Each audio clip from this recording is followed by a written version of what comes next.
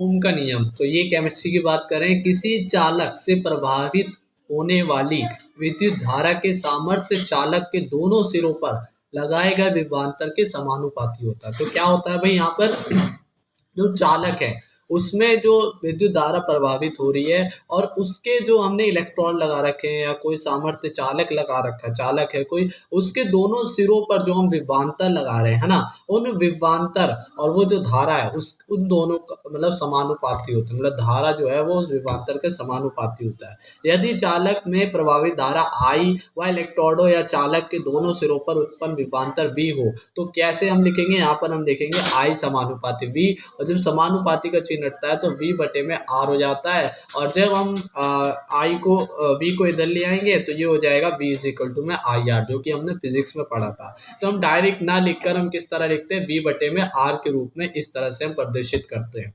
यहाँ देखो भाई, जहाँ आर एक नेतांक है जिसे चालक का प्रतिरोध कहते हैं, तो ये आर क्या है, प्रतिरोध है, इसे ओम से प्रदर्शित करते हैं। तो इसे ओम से दिखाया जाता है क्योंकि ओम ने इसे हो जाता है, इस नियम को दिया था। अब प्रतिरोध के बारे में देखेंगे, किसी चालक पर विद्युत धारा प्रभावित करने पर इसमें उत्पन्न रुकावट या अवरोध प्रतिरोध कहलाता है। तो जब हम किसी परिपथ या किसी क्या कहते हैं चालक में जब हम विद्युत धारा प्रभावित करते हैं तो उसमें क्या होता है, प्रतिरोध उत्पन्न होता है। ये कैसे उत्पन्न होता है, मान लो भाई जब हमने किसी उसमें धारा प्रवाहित करी तो क्या होगा, उसके अंदर इलेक्ट्रॉन गति करेंगे। तो इलेक्ट्रॉन जब गति करते तो कैसे करते, इलेक्ट्रॉन अपने परमाणु का जो बाह्यतम कक्ष है उसे छोड़कर मुक्त इलेक्ट्रॉन जो होते हैं वो गति करते हैं। तो मुक्त इलेक्ट्रॉन जब निकलते हैं तो अपने परमाणु को प्लस कर देते हैं। तो जो पीछे से इलेक्ट्रॉन आ रहा है वो उस प्लस से टकराता है तो आकर्षण होता है, या इलेक्ट्रॉन इलेक्ट्रॉन से टकराता है तो मतलब कि यहाँ पर रुकावटें पैदा होती है। तो उसी रुकावट को, उसी अवरोध को हम क्या कह रहे हैं, प्रतिरोध कह रहे हैं, ठीक है ना। इसे आर से दर्शाते हैं। अब इसकी इकाइयाँ क्या होती है, ओम होती है। तो आर को, प्रतिरोध को हम ओम से प्रदर्शित करते हैं। अब हम देखेंगे विद्युत चालकता, इलेक्ट्रिक कंडक्टिविटी। तो कोई भी चालक है ना, तो उसकी जो चालकता है वो किस पे निर्भर करेगी, उसमें उसकी जो विद्युत चालकता है, मतलब कि जो भी विलयन है, जो भी चालक है, उसकी विद्युत का चालन किस पे निर्भर करेगा, उसकी विद्युत चालकता पर। और ये विद्युत चालकता का जो मान है वो क्या होता है, प्रतिरोध के तुल्य होता है। मतलब कि ये जो विद्युत चालकता है जिसे हम सी से प्रदर्शित करते हैं वो प्रतिरोध के क्या होता है, व्युत्क्रमानुपाती होता है। तो उसके तुल्य के बराबर होता है, उसके व्युत्क्रमानुपाती होता है। इसे सी से दर्शाया जाता है। क्यों, क्योंकि देखो भाई, जिस तरह से मान लो चालकता में अगर प्रतिरोध ज़्यादा होगा तो चालकता कम हो जाएगी, अगर मान लो चालकता ज़्यादा है तो प्रतिरोध कम हो जाएगा। तो इस तरह से दर्शाया जाता है, प्रतिरोध कम है तो चालकता ज़्यादा, प्रतिरोध ज़्यादा है तो चालकता कम। तो इसीलिए ये क्या होता है, प्रतिरोध के तुल्य होता है विद्युत चालकता, जिसे सी से दर्शाया जाता है। तो सी इज इक्वल टू 1/r हो जाएगा। और इसके मात्रक 3 मात्रक हो सकते हैं। इसका एक मात्रक है ओम इनवर्स, क्योंकि भाई ओम हमारा प्रतिरोध का होता है। दूसरा इसका मात्रक है सेमिनेस, है ना, सीमेनेस। और तीसरा इसका मात्रा मोह। तो ये 3 मात्रक है इसके, सेमिनेस, मोह और ओम इनवर्स। तो इस तरह से हमने देखा विद्युत चालकता। अब हमारे पास एक प्रश्न है कि किसी विलयन की प्रतिरोधकता क्या होता है। देखो, प्रतिरोधकता को हम विशिष्ट प्रतिरोध भी बोलते हैं। तो प्रतिरोधकता क्या होगा, देखो भाई, किसी विलयन में 2 इलेक्ट्रोड लगाकर, जो हम फिजिक्स में देख चुके हैं, 2 इलेक्ट्रोड लगाकर विद्युत धारा प्रवाहित करने पर प्रतिरोध धात्विक चालक के समान ही लंबाई के समानुपाती तथा अनुप्रस्थ काट के क्षेत्रफल ए के व्युत्क्रमानुपाती होता है। मतलब कि किसी एक के अनुप्रस्थ काट जो इलेक्ट्रोड है ना, उसके और उन इलेक्ट्रोडों के बीच की जो दूरी है ना, जो लंबाई है दूरी, तो उसके क्या होता है, उन दोनों के अनुपात के बराबर हमारा क्या होता है, प्रतिरोध होता है। और सॉरी मतलब कि इससे हम निकालेंगे, अर्थात आर जो होता है वो इस तरह से हम समानुपाती L/A करेंगे। और यहाँ पर जो समानुपाती का चिन्ह, मतलब कि हमने पता है कि जो प्रतिरोध रहता है वो लंबाई के समानुपाती होता है तथा उसकी क्षेत्रफल, उसकी चौड़ाई, जो हम मोटाई बोल रहे हैं, उसके क्या होता है, व्युत्क्रमानुपाती होता है। तो जैसे जैसे लंबाई बढ़ती है प्रतिरोध भी बढ़ जाता है, और जैसे जैसे हमारा मान लो चौड़ाई बढ़ती है या उसका एरिया बढ़ेगा, है ना, तो वो क्या होगा, प्रतिरोध कम हो जाएगा। जाएगा। तो L बाय ए समानुपाती जो है उसके आर की होता है। तो यहाँ पर समानुपाती का चिन्ह हट के क्या आ जाता है, यहाँ पर रो आ जाता है, पी आ जाता है। तो रो को हम इधर लेंगे तो यहाँ पर क्या हो जाएगा, आर ए बटे में एल हो जाएगा।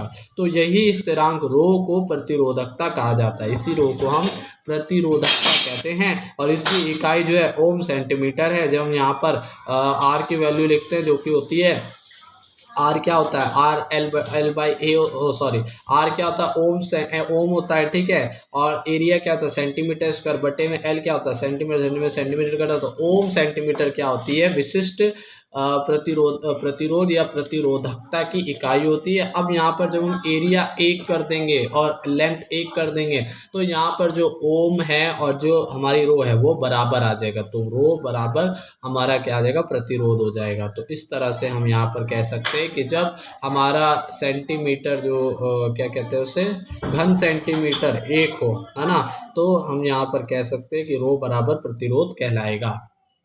अब हम देखेंगे विशिष्ट चालकता क्या है और इसकी इकाई बताइए। तो विशिष्ट चालकता देखो, अभी हमने निकाला था प्रतिरोध क्या होता है, आर बराबर में एल बटे में रो करके एल बटे में, इस तरह से हम निकाल सकते हैं, ओम भी बोलते हैं, ठीक है। तो प्रतिरोध क्या है कि उसमें जो विद्युत जो धारा बह रही है ना, उसमें क्या है कि जो रुकावट है, जो उसके अंदर अवरोध है, उसी को प्रतिरोध कहते हैं। अब यहाँ पर प्रतिरोध के लिए हम यहाँ पर क्या निकाल लेते, विद्युत चालकता निकाल लेते, ठीक है। तो वो क्या थी, प्रतिरोध इनवर्स थी, विद्युत चालकता C = 1/R थी।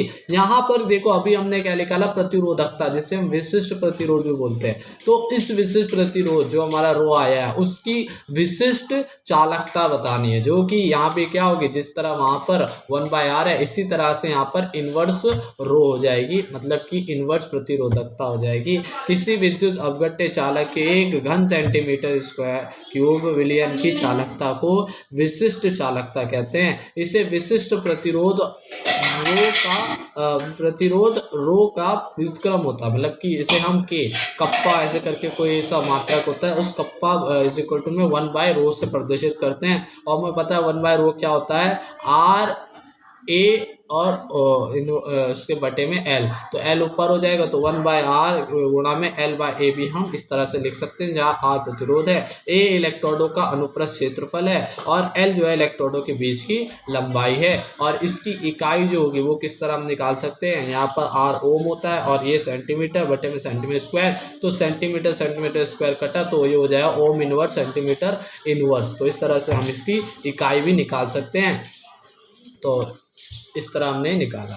अब हम देखेंगे सेल स्थिरांक। देखो भाई, किसी चालकता सेल के इलेक्ट्रोडों, ठीक है, के बीच की दूरी तथा एक इलेक्ट्रोड के तल के का क्षेत्रफल ए निश्चित रहता है। अतः इनका अनुपात, इन दोनों का मतलब एल और ए का अनुपात क्या होता है, एक स्थिरांक होता है जिसे सेल स्थिरांक कहते हैं। तो यहाँ पर हम स्थिरांक किसको पहले L/A को, मतलब x से इसे प्रदर्शित करते हैं। तो सेल स्थिरांक क्या है, एक स्थिरांक है जो कि इलेक्ट्रोडों के बीच की दूरी तथा किसी एक इलेक्ट्रोड की मोटाई जो है उसके जो क्षेत्रफल है, अनुप्रस्थ काट क्षेत्रफल जो है, उन दोनों के अनुपात को हम क्या बोल रहे हैं, सेल स्थिरांक बोल रहे हैं, जिसे x से प्रदर्शित करते हैं। तो L/A हो गया।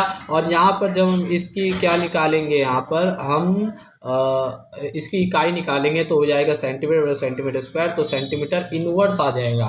तो इस तरह से हम सेल स्थिरांक देख सकते हैं, जो कि ये क्या है भाई, उसके इलेक्ट्रोडों के बीच की दूरी और उसकी जो एक मोटाई है उसके अनुपात के बराबर होता है।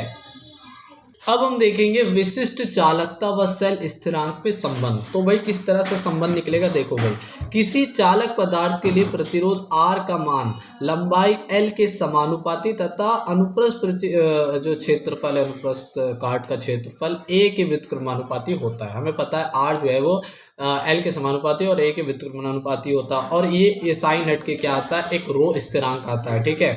अब यहाँ पर हमें पता है L बटे में A भी क्या होता है, एक सेल स्थिरांक होता है, जैसे हम यहाँ पर x से उससे प्रदर्शित करते तो यहाँ लिख दिया। तो R बराबर P.x आ गया।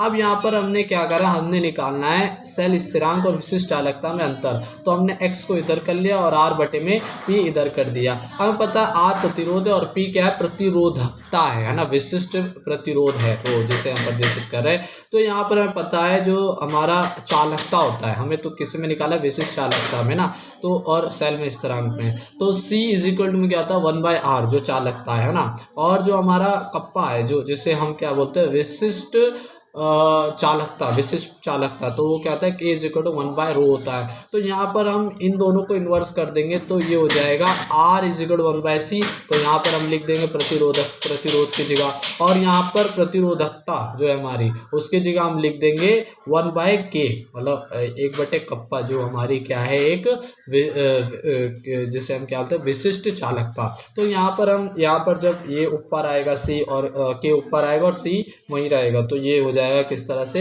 K बटे में C हो जाएगा। तो यहाँ पर K क्या है, एक विशिष्ट चालकता है, और C जो है हमारा वो चालकता है सिर्फ। तो यहाँ पर ये हम कह सकते हैं सेल स्थिरांक बराबर विशिष्ट चालकता बटे में चालकता, और हमें किस में निकालना विशिष्ट चालकता और सेल स्थिरांक पे, तो हम विशिष्ट चालकता इधर ले लेंगे, सेल स्थिरांक को उधर ले लेंगे, तो सेल स्थिरांक गुणा में क्या हो जाएगा चालकता। तो हम कह सकते हैं कि विशिष्ट चालकता इज इक्वल टू में सेल स्थिरांक गुणा में हमारी चालकता है। तो K इज इक्वल टू में x गुणा में C क्या आ जाएगा, एक संबंध आ जाएगा विशिष्ट चालकता और सेल स्थिरांक में।